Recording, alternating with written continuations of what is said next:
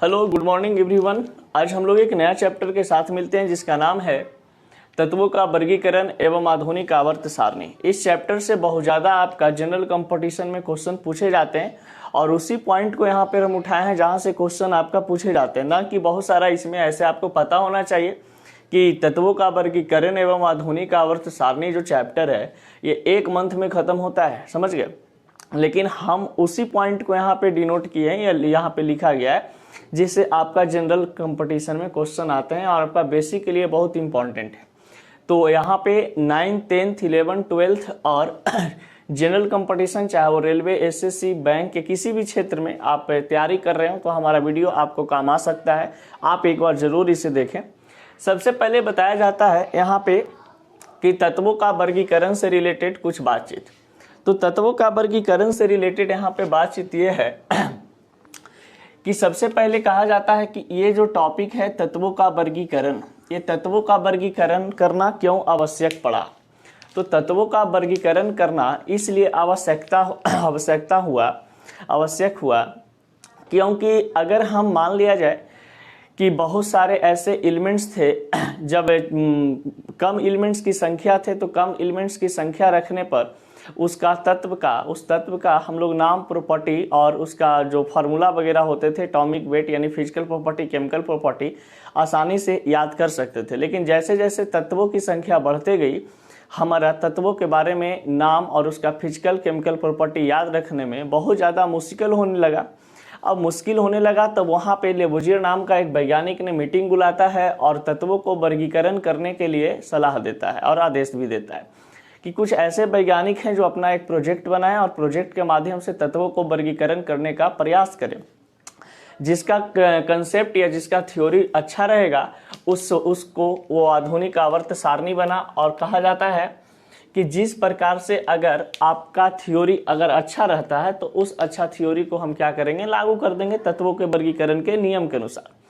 तो सबसे पहले देखिए, तत्वों के वर्गीकरण में जो फर्स्ट वैज्ञानिक आते हैं जिनका नाम रहता है डोबरेनर। डोबरेनर साहब बताते हैं यहाँ पर आपके पास देखिए, यहाँ पे डोबरेनर का नियम में बताया जाता है आपके पास कि त्रिक का नियम है। अब ये त्रिक का नियम जो आपके पास है जिसमें कहा जाता है कि डोबरेनर साहब ने दिया। डोबरेनर ने एक त्रिक नियम दिया था 1817 ईस्वी में। फिर न्यूलैंड्स नामक वैज्ञानिक ने अष्टक का नियम दिया और ये अष्टक का नियम 1865 ईस्वी में दिया गया था। यानी कि ऐसे भी हम कह सकते हैं कि तत्वों को वर्गीकरण करने के लिए न्यूलैंड्स का जो नियम, यानी न्यूलैंड्स एक वैज्ञानिक का नाम था, उसने अपना थ्योरी बनाया, उस थ्योरी का नाम था अष्टक का नियम। फिर कहा जाता है कि लोथर मेयर नाम का एक वैज्ञानिक थे, वो लोथर मेयर नामक एक वैज्ञानिक ने ग्राफ विधि का नियम बनाया। तो ग्राफ विधि का नियम 1869 ईस्वी में बनाया गया था। फिर यहाँ पे बताया जाता है कि आपके पास कि यहाँ पे जो मेंडलीव है, ये मेंडलीव आते हैं और एक आवर्त सारणी का निर्माण करते हैं, यानी आवर्त सारणी नियम का खोज करते हैं। और आवर्त सारणी नियम का खोज 1869 ईस्वी में किया जाता है। उसके बाद लास्ट में एक वैज्ञानिक आते हैं जिसका नाम होता है हेनरी मोसले। इसको हम लोग मोसले का नियम भी कहते हैं। तो मोसले का नियम आधुनिक आवर्त सारणी के रूप में जाना जाता है, जो कि 1912 या 1913, कोई किताब में 1912 भी लिखता है, कोई किताब में 1913 भी लिखता है। तो यहाँ पे हम लोग 1912 या 1913 याद कर सकते हैं, कोई दिक्कत की बात नहीं है। तो तत्वों को वर्गीकरण करने का जो सबसे पहला प्रयास वो डोबरेनर किए। डोबरेनर ने त्रिक नियम दिए, फिर अष्टक का नियम न्यूलैंड्स ने दिया, ग्राफ विधि का नियम लोथर मेयर ने दिया, आवर्त सारणी का नियम मेंडलीव ने दिया, आधुनिक आवर्त सारणी मोसले ने दिया। यानी कहने का मतलब आपके पास है कि मेंडलीव का नियम यहाँ पे सबसे इंपॉर्टेंट रूप से काम करता है। अब यहाँ पर बताया जाता है कि मेंडलीव का नियम यहाँ पे इंपॉर्टेंट रूप से काम करता है, यानी कि क्वेश्चन आपका यहाँ से भी पूछे जाते हैं, क्वेश्चन आपका यहाँ से भी पूछे जाते हैं। बहुत सारे एग्जाम में यहाँ से क्वेश्चन आता है कि अष्टक का नियम किस वैज्ञानिक ने दिया था। तो अष्टक का नियम न्यूलैंड्स ने दिया था। ग्राफ विधि का नियम किस वैज्ञानिक ने दिए थे। तो ग्राफ विधि का नियम लोथर मेयर ने दिया था। आवर्त सारणी का नियम किस वैज्ञानिक ने दिया था। तो सर्वप्रथम आवर्त सारणी से रिलेटेड कोई अगर तत्वों को वर्गीकरण करने का प्रयास किया तो वो मेंडलीव था। उसके बाद मोसले आया। तो सर्वप्रथम आवर्त सारणी का निर्माण करने का जो संदेह जाता है, या तो कह सकते हैं कि जिनको कहा जा सकता है कि सर्वप्रथम आवर्त सारणी का निर्माण किस वैज्ञानिक ने किया था, तो सर्वप्रथम आवर्त सारणी का निर्माण मेंडलीव ने किया था। उसके बाद कहा जाता है कि आधुनिक आवर्त सारणी जो आपके पास है ये मोसले नामक वैज्ञानिक ने किया था। अब यहाँ पर बताया जाता है कि मेंडलीव का नियम, तो मेंडलीव का नियम में यहाँ पर हम लोग समझने का प्रयास करते हैं कि आवर्त सारणी का नियम है। यहाँ पे क्या चीज़ है? आवर्त सारणी का नियम। तो मेंडलीव का नियम को हम लोग आवर्त सारणी के नियम से जानते हैं, जो कि 1869 ईस्वी में दिया गया। इनका परिचय है और इनसे रिलेटेड कुछ इंपॉर्टेंट पॉइंट है, जरा सा हम लोग समझने का प्रयास करते हैं। जनरली कहा जाता है कि मेंडलीव जो है ये रूस का रहने वाले थे और ये प्रोफेसर ऑफ केमिस्ट्री, ये पिट्सबर्ग यूनिवर्सिटी में, जो मॉस्को में पिट्सबर्ग यूनिवर्सिटी है उसके पास ये केमिस्ट्री के लेक्चरर थे, यानी कि केमिस्ट्री के प्रोफेसर थे। अब कहा जाता है कि मेंडलीव के आवर्त सारणी बनाते समय कुल तत्वों की संख्या कितनी थी? तो मेंडलीव का जो नियम था उस समय जब यह बनाया जा रहा था, उस समय आवर्त सारणी में कुल तत्वों की संख्या 63 थी। तो कभी कभी ये भी क्वेश्चन पूछता है कि मेंडलीव के आवर्त सारणी के समय, या मेंडलीव जब अपना नियम का प्रतिपादन कर रहे थे उस समय कुल तत्वों की संख्या कितना थी? तो कुल तत्वों की संख्या 63 से 65 के बीच में माना जाता है कि 63 से 65 के बीच में थी। अब कहा जाता है कि मेंडलीव आवर्त सारणी जो है इसका फलन क्या होता है? तो मेंडलीव आवर्त सारणी का फलन परमाणु द्रव्यमान होते हैं। परमाणु द्रव्यमान, फलन कहने का मतलब है कि जो उनका आवर्त सारणी था, वो आवर्त सारणी आवर्त सारणी में जो तत्व रखे गए थे वो किस पर निर्भर करते थे? तो परमाणु द्रव्यमान पे। यानी कि क्वेश्चन ऐसे भी आपका पूछता है कि मेंडलीव का आवर्त सारणी में फलन किसे कहा जाता है? तो फलन परमाणु द्रव्यमान को कहा जाता है। फिर कहा जाता है तत्वों को भौतिक एवं रासायनिक गुण के आधार पर भी सजाया गया था। यानी कि आवर्त सारणी में, मेंडलीव आवर्त सारणी में तत्वों को भौतिक तथा रासायनिक गुण के आधार पर सजाया गया था। अब कहा जाता है कि मेंडलीव आवर्त सारणी में वर्ग की संख्या 8 होते थे और एक अतिरिक्त समूह होता था जिसे हम लोग जीरो ग्रुप के नाम से जानते थे। यानी कि कहने का मतलब कि मेंडलीव आवर्त सारणी में हमारे पास वर्ग की संख्या कुल 9 थे, 8 मुख्य रूप से था और एक अतिरिक्त समूह थे जिसमें नोबेल गैस एलिमेंट थे। लेकिन उस समय नोबेल गैस एलिमेंट के बारे में मेंडलीव ने नहीं बताया था, नोबेल गैस एलिमेंट को डिफाइन नहीं किया था। ये उसका डिमेरिट भी हम पढ़ाएंगे आगे कि डिमेरिट था। देखिए यहाँ पे अब कहा जाता है कि मेंडलीव आवर्त सारणी में कुछ खाली जगह भी दिया गया था। एक चीज और यहाँ पे बात बताते हैं कि मेंडलीव आवर्त सारणी में आवर्त की संख्या भी 7 थे और वर्ग की संख्या 9 थे। अब यहाँ पर बताया जा रहा है कि खाली जगह भी छोड़े गए थे। यानी कि आवर्त सारणी की अगर हम बात करते हैं तो यहाँ पर आपको बता दें कि मेंडलीव आवर्त सारणी में आवर्त की संख्या 7 और वर्ग की संख्या 9 थे। अब यहाँ पर कुछ उनका डिमेरिट था। डिमेरिट कहने का मतलब उसका दोष। तो मेंडलीव आवर्त सारणी में यदि हम दोष की बात करते हैं तो यहाँ पर साफ साफ शब्दों में बताया गया है कि हाइड्रोजन का स्थान निश्चित नहीं किया गया था। हाइड्रोजन का स्थान निश्चित नहीं किया।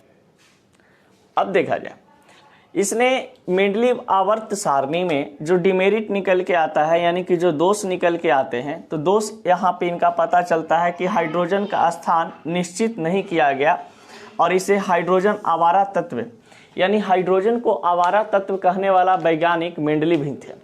अब यहाँ पर बात बताया जाता है कि हाइड्रोजन को आवारा तत्व कहने वाला वैज्ञानिक कौन थे? तो हाइड्रोजन को आवारा तत्व कहने वाला वैज्ञानिक आपका मेंडलीव साहब थे, जो कि हाइड्रोजन को अपने आवर्त सारणी में जगह नहीं दिया था, क्योंकि हाइड्रोजन एक ऐसा तत्व था जो कहा जाता है कि बहुत ज़्यादा रिएक्टिव के रूप में, यानी कि सभी से रिएक्शन कर लेता था। ये गैसीय पदार्थ गैसीय अवस्था में तो रहता था, लेकिन ये बहुत ज़्यादा किसी न किसी से रिएक्शन कर लेते थे।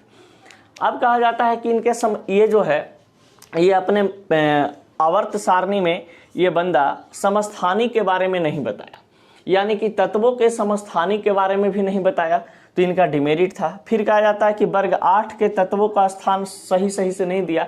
जैसे आपके पास ये लोहा, जिंक, कोबाल्ट, कॉपर, निकेल, ये सब जो होते हैं एलिमेंट, इसके बारे में भी अच्छा से नहीं डिफाइन किया था। फिर कहा जाता है कि अक्रिय गैस के बारे में भी इसने बंदा नहीं बताया था कि इसने अक्रिय गैस होते हैं, इसका प्रॉपर्टीज क्या होता है, फिजिकल प्रॉपर्टी क्या होता है, यानी बहुत ज़्यादा ये डिमेरिट था मेंडलीव के नियम में। तो मुख्य रूप से क्वेश्चन जो आते हैं एक बार हम लोग रिकॉल कर लेते हैं, इसको बढ़िया से समझने का प्रयास करते हैं। देखिए क्वेश्चन जो आता है ऐसे कि मेंडलीव का नियम यानी आवर्त सारणी का नियम कब बनाया गया। तो आवर्त सारणी का नियम 1869 ईस्वी में बनाया गया। और सर्वप्रथम आवर्त सारणी का नियम किस वैज्ञानिक ने बनाया था। तो मेंडलीव ने बनाया था। फिर कहा जाता है कि मेंडलीव का आवर्त सारणी में फलन जो है वो किस कौन होते हैं। तो मेंडलीव आवर्त सारणी में फलन परमाणु द्रव्यमान होते हैं। और इसका गुण की बात करते हैं तो भौतिक एवं रासायनिक गुण होता है। फिर यहाँ पे वर्ग से रिलेटेड हम लोग बात करते हैं कि मेंडलीव आवर्त सारणी में वर्ग की संख्या 8 तथा एक अतिरिक्त समूह होते हैं तथा आवर्त की संख्या 7 होते हैं। मेंडलीव आवर्त सारणी में आवर्त की संख्या 7 होते हैं तथा वर्ग की संख्या 8 तथा एक अतिरिक्त समूह होता है जिसे हम लोग शून्य समूह के नाम से जानते हैं। और उसी में नोबेल गैस एलिमेंट रहते थे, हीलियम, नियोन, आर्गन, ये शून्य समूह में रहता था। अब देखिए इसका डिमेरिट के बारे में आपको पता होगा कि मेंडलीव आवर्त सारणी का सबसे पहला डिमेरिट कि हाइड्रोजन का उसने जगह नहीं दिया अपने पीरियडिक टेबल में। उसने कहा कि हाइड्रोजन एक आवारा तत्व है और आवारा तत्व को हम अपने पीरियडिक टेबल में जगह नहीं देंगे। अब देखिए इसके बाद ये आपका मेंडलीव जब ये बात बता देते हैं तो मोसले का नियम आता है। अब मोसले का जो नियम है ये बहुत प्रचलित होता है। मोसले आता है तत्वों को वर्गीकरण करने के लिए। अब वर्गीकरण करने के बाद ये बताता है कि आपके पास यहाँ पर जितने भी इसका डिमेरिट था उसको ये मेरिट में बदल देता है। यानी कि जितने भी पॉइंट आपके पास थे सभी कोई बंदा क्या करता है, ये आधुनिक आवर्त सारणी का निर्माण हेनरी मोसले नामक वैज्ञानिक ने किया था। तो अब हम लोग आते हैं यहाँ पे इस टॉपिक पे समझने का प्रयास करते हैं। सबसे पहली बात यहाँ पे समझते हैं कि आधुनिक आवर्त सारणी को मॉडर्न पीरियडिक टेबल हम लोग कहते हैं। यानी कि हम यहाँ पे साफ साफ शब्दों में यदि हम बात करें तो वहाँ पर बोला जाता है कि आधुनिक आवर्त सारणी का शॉर्ट फॉर्म MPT होते हैं, यानी मॉडर्न पीरियडिक टेबल। अब ये मॉडर्न पीरियडिक टेबल को हम लोग एक नाम से और जानते हैं जिसको कहा जाता है फनी इंटरटेनमेंट, मैगी पकाओ टाइम से। अब देखिए अब कहा जाता है कि MPT का खोज कब किया गया था। तो 1912 या 13, ये भी देता है आंसर में, ये भी देता है। तो अगर 12 रहे तो 12 को टिक आउट करेंगे, अगर 13 दिया हुआ रहे तो 13, दोनों ऑप्शन में नहीं रहेंगे कोई एक ही। फिर यहाँ पे आता है कि MPT का खोज करने वाला वैज्ञानिक का नाम क्या चीज था। तो हेनरी मोसले, और ये अंग्रेज वैज्ञानिक थे और ये कहाँ के रहने वाले थे, इंग्लैंड के रहने वाले थे। इसलिए कहा जाता है कि आधुनिक आवर्त सारणी का खोज 1913 ईस्वी में हेनरी मोसले नामक वैज्ञानिक के द्वारा किया गया, जो कि वह एक अंग्रेज वैज्ञानिक थे। अब देखिए आधुनिक आवर्त सारणी में तत्वों का आधार या फलन की अगर हम बात करते हैं तो आधुनिक आवर्त सारणी में आधार या फलन जो होता है ये परमाणु संख्या होते हैं, जिसको हम लोग क्या बोलते हैं, एटॉमिक नंबर। तो एटॉमिक नंबर जो था वो आधुनिक आवर्त सारणी में तत्वों का फलन था। यहाँ से क्वेश्चन आपका बनता है कि आधुनिक आवर्त सारणी में तत्वों का फलन किसे कहा जाता है। तो आप आराम से बता सकते हैं परमाणु संख्या को। अब देखिए बाबू आधुनिक आवर्त सारणी जब हेनरी मोसले बनाता है तो इसे हम लोग दीर्घ आवर्त सारणी के नाम से भी जानते हैं। यानी कि इसे दीर्घ आवर्त सारणी भी कहा जाता है। इसे मोसले पीरियडिक टेबल यानी कि मोसले आवर्त सारणी भी कहा जाता है। ये बहुत बड़ा एक पीरियडिक टेबल बनाया था जिसमें कहा जाता है कि आवर्त की संख्या 7 थी और वर्ग की संख्या 18 थे। अब कहा जाता है यहाँ पर कि आधुनिक आवर्त सारणी में वर्ग की संख्या 18 होते हैं और आधुनिक आवर्त सारणी में आवर्त की संख्या 7 होते हैं और आधुनिक आवर्त सारणी में ब्लॉक 4 बनाया गया था। अब ब्लॉक जो 4 बनाए गए थे वो था आपका S ब्लॉक, आपका था P ब्लॉक, आपका था D ब्लॉक, फिर था F ब्लॉक। डायग्राम में हम लोग पढ़ेंगे या डायग्राम में बताया गया है पीछे, उसको जैसा देख लीजिएगा कि S ब्लॉक जो हमारे पास हैं इस S ब्लॉक को हम लोग कहते हैं धातु समूह। S ब्लॉक को क्या कहा जाता है, धातु समूह। और S ब्लॉक के अंतर्गत वर्ग 1 तथा 2 आते हैं। तो S ब्लॉक के अंतर्गत वर्ग 1 तथा 2 आते हैं, इसे धातु समूह के नाम से जानते हैं। अब कहा जाता है कि वर्ग 1 को क्षारीय धातु समूह कहा जाता है और वर्ग 2 को क्षारीय मृदा धातु समूह कहा जाता है।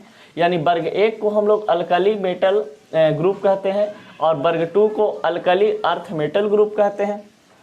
क्षारीय धातु समूह में ये सभी आते हैं, यानी कि जिसका वैलेंस इलेक्ट्रॉन यानी 72 कक्षा में 1 इलेक्ट्रॉन आता है उसे हम लोग क्षारीय धातु समूह कहते हैं।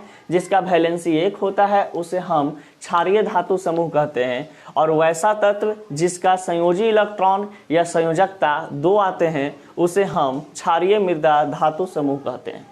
अब यहाँ पे देखिए, यहाँ पे आपके पास एक ट्रिक है, हम लिए नाजिया कब रब से फरियाद। ठीक है, ये ट्रिक जो आपके पास है ये क्षारीय धातु समूह के अंतर्गत आता है। और ये वाला है बेटा मांगे कन्या सुंदर बाप राजी, तो बेटा मांगे कन्या सुंदर बाप राजी ग्रुप 2 में आते हैं, यानी ये सभी क्षारीय मृदा धातु समूह हो जाएंगे। ठीक है, अब देखिए इस ब्लॉक से रिलेटेड यहाँ से क्वेश्चन आता है कि वर्ग 1 तथा वर्ग 2 किस ब्लॉक से बिलोंग करते हैं। तो वर्ग 1 तथा वर्ग 2 इस ब्लॉक से बिलोंग करते हैं और वर्ग 1 को क्षारीय धातु समूह कहा जाता है, वर्ग 2 को क्षारीय मृदा धातु समूह कहा जाता है। अब यहाँ पे हम लोग पी ब्लॉक से बात करते हैं। पी ब्लॉक जो यहाँ पे आपको दिखाई दे रहे हैं, पी ब्लॉक वर्ग 13 से 18 होते हैं। पी ब्लॉक जो आपके पास है वर्ग 13 से 18 होते हैं। पी ब्लॉक को हम लोग मिश्रित तत्व समूह के नाम से जानते हैं। पी ब्लॉक जो होते हैं वो उसको हम मिश्रित तत्व समूह के नाम से जानते हैं। मिश्रित तत्व समूह इसलिए कहा जाता है क्योंकि पी ब्लॉक के पास 3 प्रकार के एलिमेंट्स प्रेजेंट होते हैं, कुछ मेटल प्रॉपर्टीज वाले, कुछ नॉन मेटल प्रॉपर्टीज वाले और कुछ मेटालॉइड्स प्रॉपर्टी वाले, यानी धातु, अधातु और उपधातु गुण रखने वाले एलिमेंट्स पी ब्लॉक में पाए जाते हैं, इसलिए इसे हम मिश्रित तत्व समूह कहते हैं।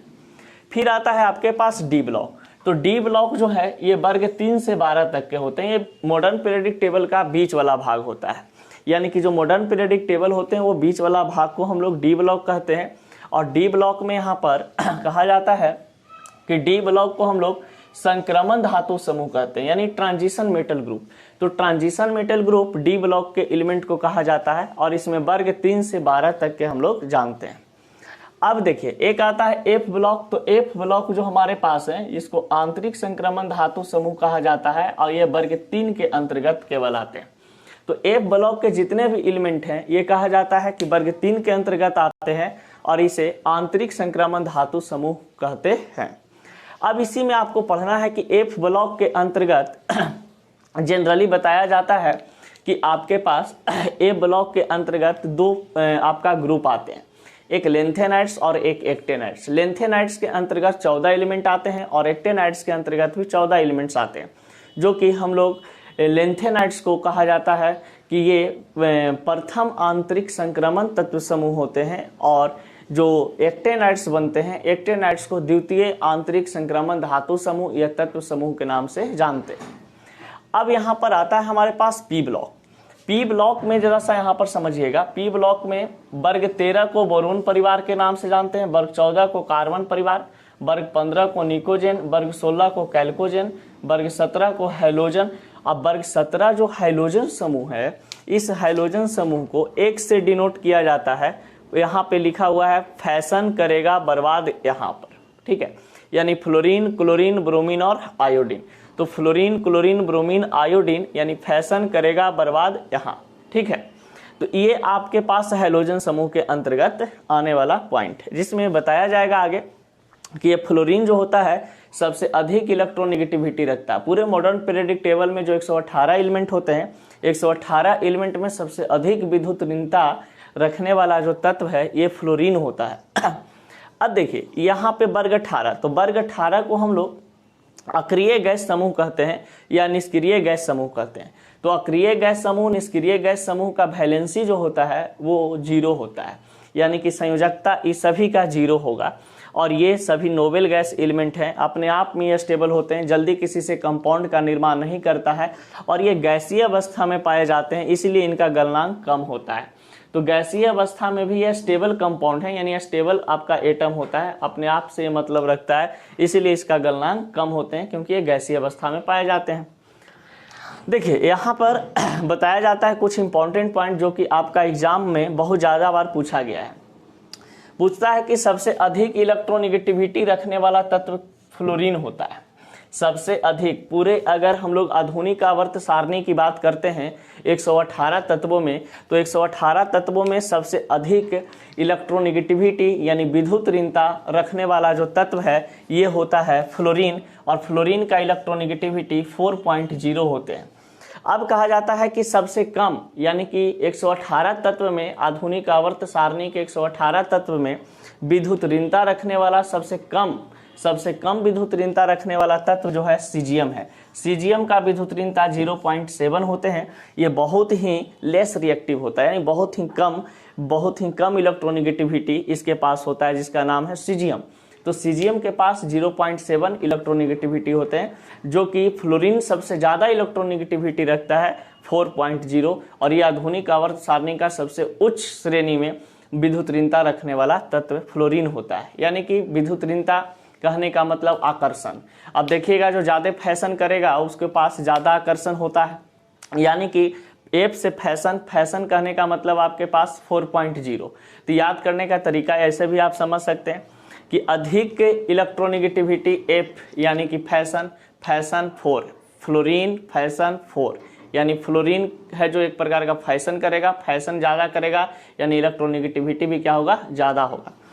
अब देखिए, ये सीजियम सबसे कम इलेक्ट्रोनेगेटिविटी रखता है। फिर कहा